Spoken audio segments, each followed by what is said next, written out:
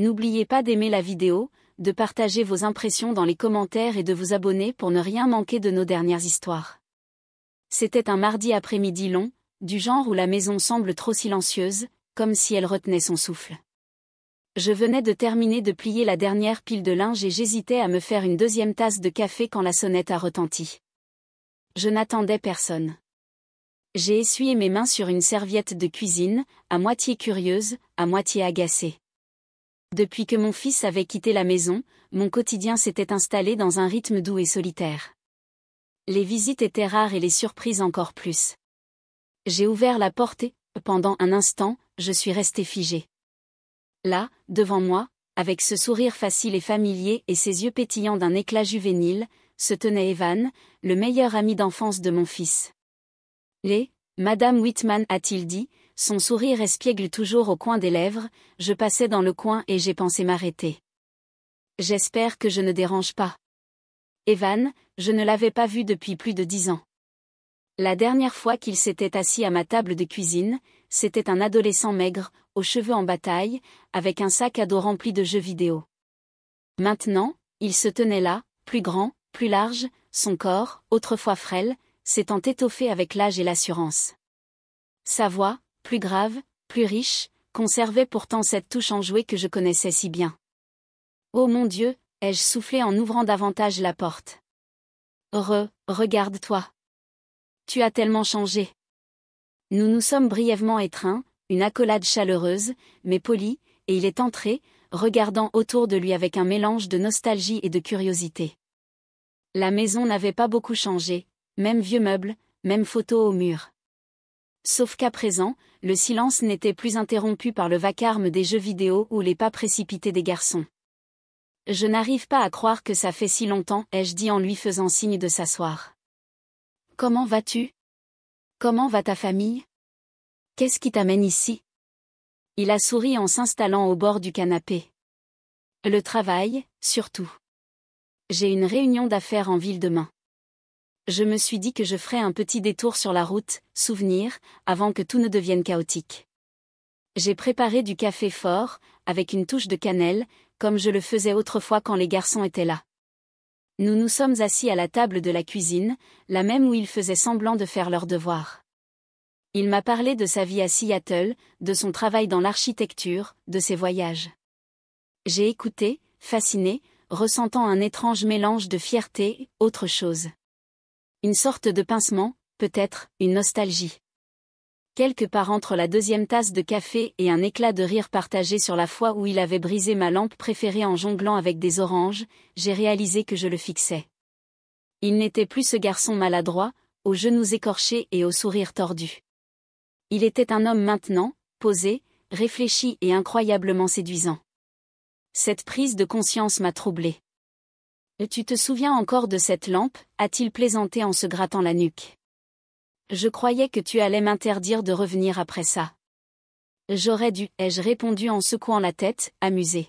« Mais tu avais toujours une manière de t'en sortir avec ton charme. » Il m'a regardé, alors, vraiment regardé. Ses yeux ont accroché les miens une seconde de trop et j'ai senti mes joues s'échauffer. J'ai détourné le regard, me concentrant sur les tasses à ranger. « Tu restes en ville ce soir ? » À vrai dire, je ne sais pas encore. Je pensais réserver un hôtel après le dîner. « Ne sois pas ridicule, ai-je dit, un peu trop vite. Tu peux rester ici. La chambre d'amis est prête et puis, je suis seule dans cette grande maison, de toute façon. » Il a hésité un instant. « Si tu es sûr. Je ne voudrais pas m'imposer. »« Tu ne t'imposes pas. Ça me fera plaisir d'avoir un peu de compagnie. » Pendant que je préparais le dîner, il est resté dans la cuisine, proposant de m'aider. Nous avons évolué autour l'un de l'autre avec une aisance qui m'a surprise, celle qui naît des souvenirs partagés incrustés dans chaque recoin d'une maison. Nous avons dîné ensemble, une douce musique jazz en fond sonore. La conversation coulait sans effort. Nous avons ri, évoqué le passé, puis, insensiblement, nous avons abordé des sujets plus profonds, les pertes, les regrets, cette étrange impression que les plus belles années de la vie s'étaient écoulées sans qu'on s'en aperçoive. Je ne te l'ai jamais dit, a-t-il murmuré en baissant les yeux sur son assiette, mais tu as toujours été un modèle pour moi. J'ai levé les yeux, surprise. Tu es chaleureuse, forte. Tu as fait de cette maison un vrai foyer. Quelque chose s'est serré dans ma poitrine. Était-ce de la gratitude, de la culpabilité ou bien autre chose? Merci, ai-je soufflé. Et tu n'imagines pas ce que ça représente pour moi. La soirée s'étirait.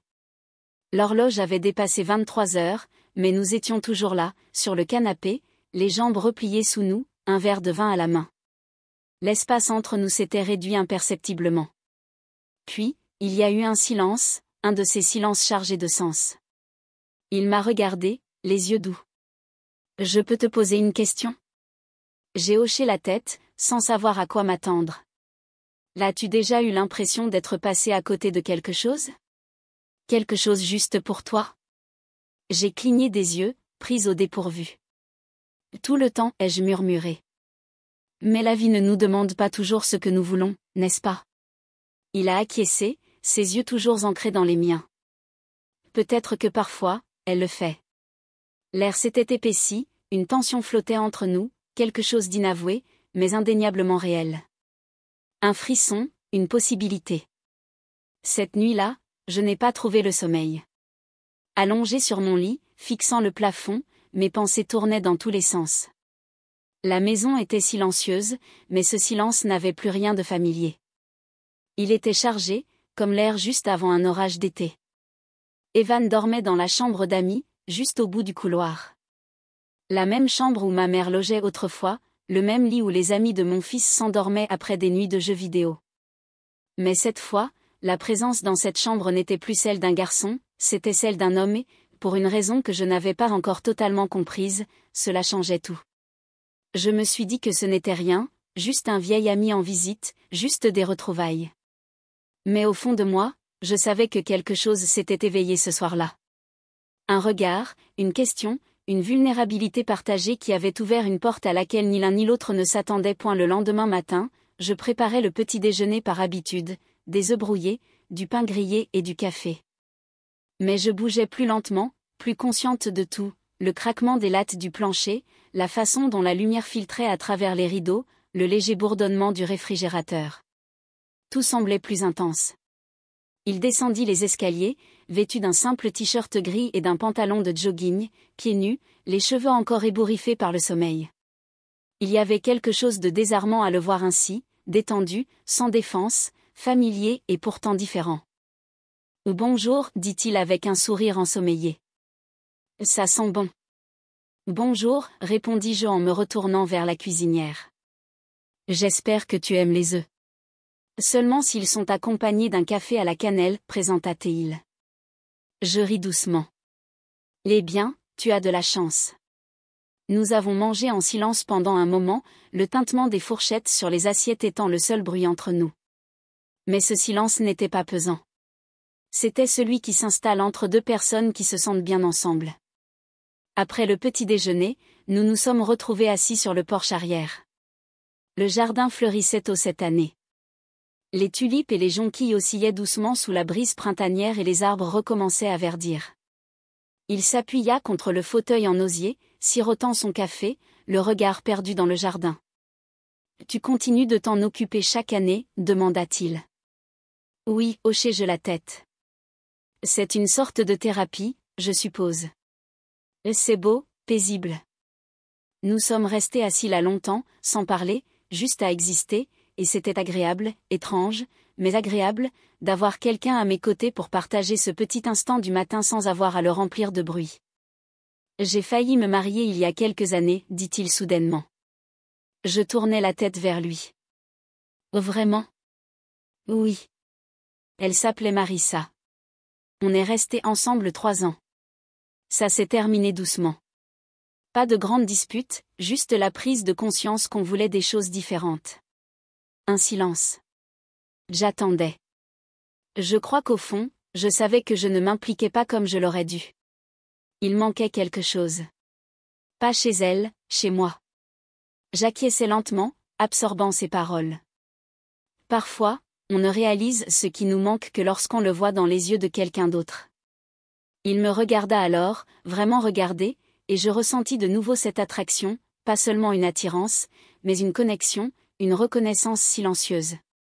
Tu as changé, dit-il doucement. Comment ça? Tu sembles plus douce, plus calme, mais aussi plus forte, comme si tu avais fait la paix avec quelque chose. Je réfléchis un instant. Peut-être bien. Ou peut-être que j'ai juste arrêté de prétendre être quelqu'un que je ne suis pas. Le vent se leva légèrement, balayant une mèche de cheveux sur mon visage. Instinctivement, il tendit la main et la replaça derrière mon oreille. Ses doigts s'attardèrent un instant de trop. Mon cœur manqua un battement. Et tu devrais aller marcher, dis-je en me levant un peu trop brusquement. Prendre l'air. Je peux venir avec toi. Nous avons marché côte à côte dans le calme du quartier, là où chaque porche avait un carillon et chaque jardin une histoire. En chemin, nous avons parlé de tout et de rien, de livres préférés, de souvenirs d'enfance, de musique que nous avions oublié d'aimer. Finalement, nous avons atteint le lac, à la périphérie de la ville. Il était calme, sa surface lisse comme du verre, reflétant le bleu pâle du ciel. Nous sommes restés un moment au bord, silencieux.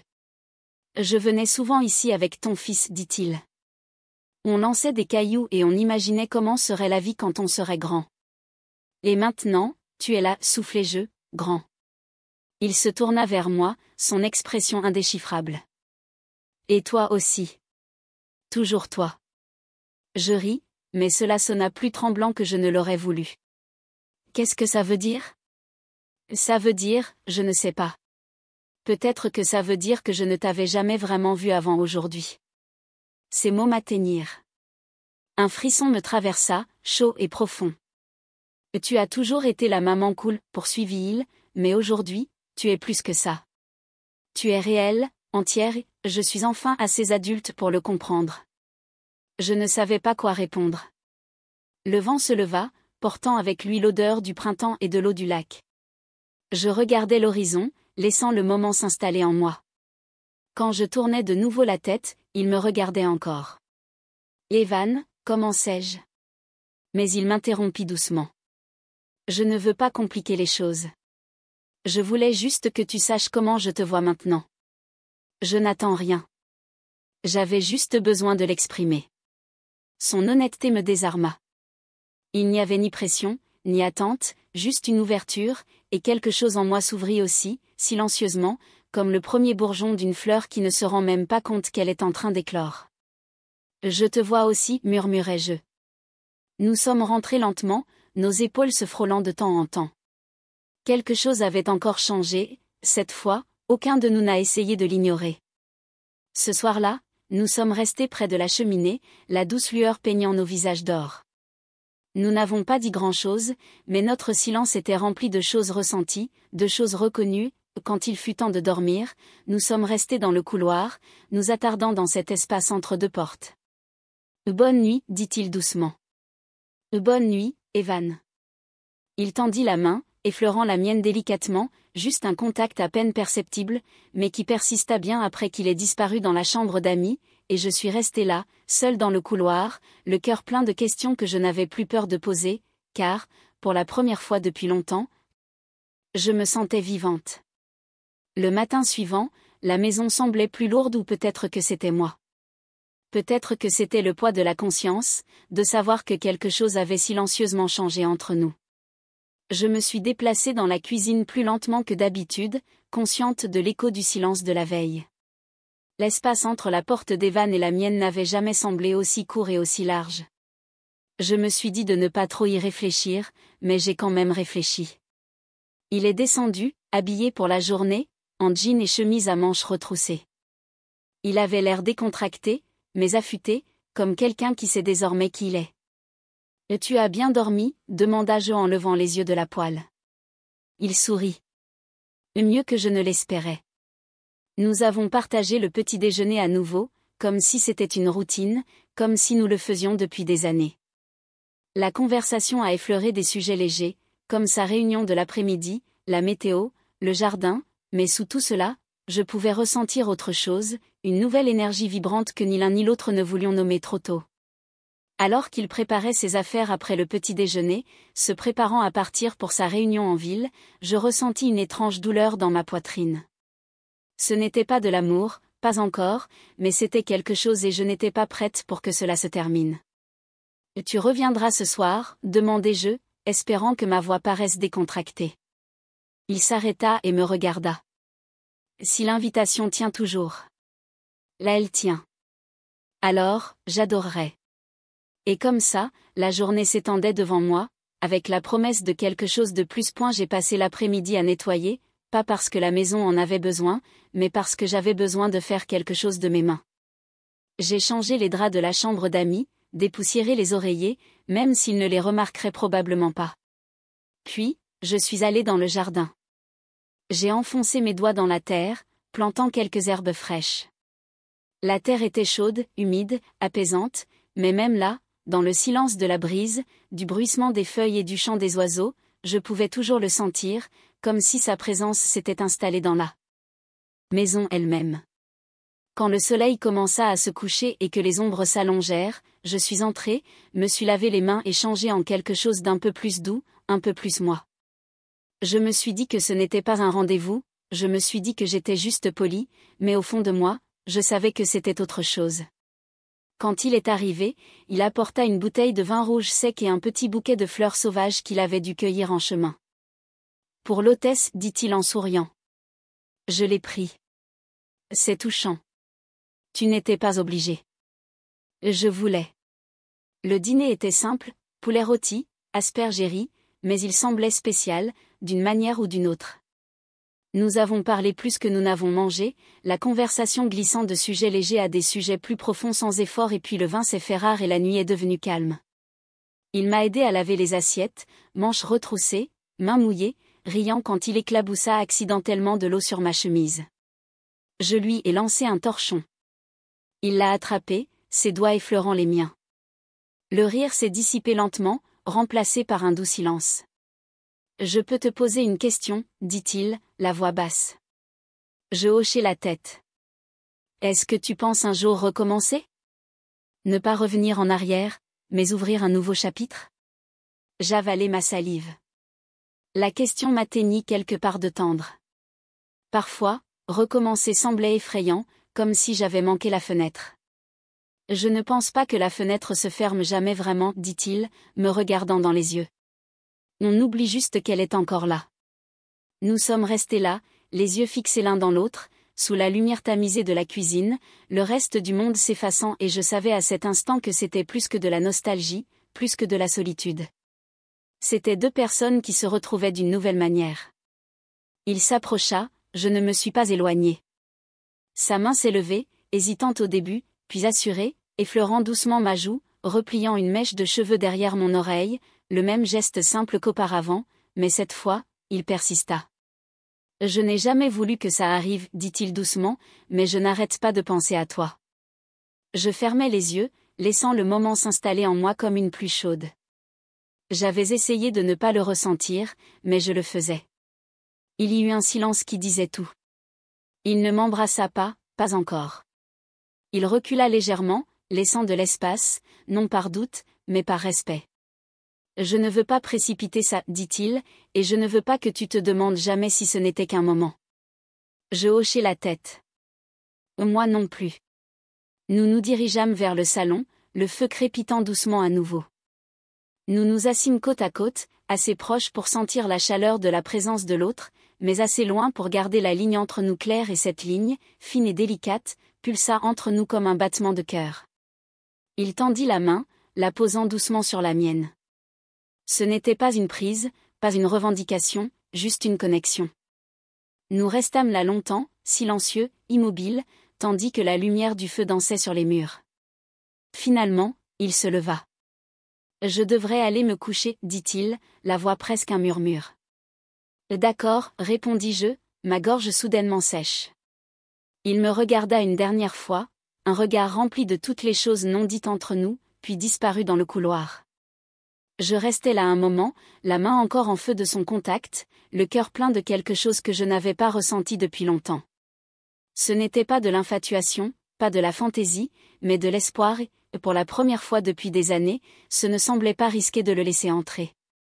Je me réveillais tôt le lendemain matin, avant même que le soleil ait commencé à percer à travers les rideaux. La maison était de nouveau calme, mais cette fois, c'était différent. Ce n'était pas de la solitude, juste de la paix, de la sérénité. Je restais un moment au bord du lit, rassemblant mes pensées. Les événements des 2 derniers jours flottaient autour de moi comme le parfum d'un vieux parfum, doux, familier, mais indéniablement présent. Je pouvais encore sentir sa main sur la mienne, le poids de son regard quand il me regardait comme si je n'étais pas seulement quelqu'un de son passé, mais quelqu'un qui comptait maintenant. Je descendis, pieds nus, le sol en bois frais sous mes pieds, et préparai le café. Je ne m'attendais pas à ce qu'il soit déjà réveillé, mais à ma grande surprise, Evan était déjà assis à la table de la cuisine, parcourant quelque chose sur son téléphone, portant le même t-shirt gris doux et un sourire tranquille. « Bonjour » dis-je doucement. Il leva les yeux et son sourire s'élargit. « Bonjour ». Il n'y avait ni malaise, ni tension, juste une forme de proximité calme qui me faisait sentir que nous étions déjà ailleurs, même si nous ne l'avions pas encore dit à haute voix. Je lui tendis une tasse de café et m'assis en face de lui. Nous sirotâmes en silence un moment, laissant la chaleur nous envahir. « Tu sais, dit-il enfin, j'ai beaucoup pensé à hier soir. » « Moi aussi, admis-je. » Il posa sa tasse et se pencha légèrement en avant, les yeux sincères. « Je voulais dire ce que j'ai dit. Je ne suis pas ici pour quelque chose de temporaire. Je ne suis pas revenu en espérant cela, mais maintenant que c'est là, je ne veux pas m'en éloigner. » La partie de moi qui s'était habituée à être seule, qui s'était convaincue que j'étais au-delà de l'âge des possibles, voulait résister, mais l'autre partie, la plus calme, la plus sage, hocha simplement la tête. « Je ne sais pas ce que c'est encore, dis-je, et je ne suis pas prête à mettre un nom dessus, mais je sais que ça semble réel et rare et je ne veux pas gâcher ça. » Sa main retrouva la mienne, cette fois avec une certitude tranquille. Il n'y avait ni précipitation, ni urgence, juste la compréhension partagée qu'une nouvelle chose avait commencé. Nous passâmes le reste de la matinée à nous promener dans le jardin. Il m'a aidé à tailler quelques branches d'hortensia et posa des questions sur les fleurs que j'avais plantées. Nous nous déplacions comme de vieux amis avec un nouveau rythme, 2 personnes qui se redécouvraient, non pas comme nous avions été, mais comme nous étions maintenant. Plus tard dans l'après-midi, alors qu'il se préparait à repartir pour la ville, il n'y avait pas de lourdeur entre nous, juste de la chaleur et la promesse de quelque chose de plus. « Et j'aimerais revenir, dit-il en se tenant à la porte. « Tu ferais bien, souris-je. J'ai déjà des projets pour le jardin et j'aurais besoin de quelqu'un de grand pour atteindre les étagères du haut. » Il rit, mais se tut un instant. « Je suis content d'être venu, dit-il. »« Moi aussi. » Il se pencha et m'embrassa doucement, avec la tendresse de quelqu'un qui n'a rien à prouver, juste quelque chose à offrir et je me laissai recevoir. Lorsqu'il partit, je restai un moment à la fenêtre, regardant la traînée de poussière que sa voiture laissait derrière elle, mais je n'étais pas triste, car je savais que ce n'était pas un adieu.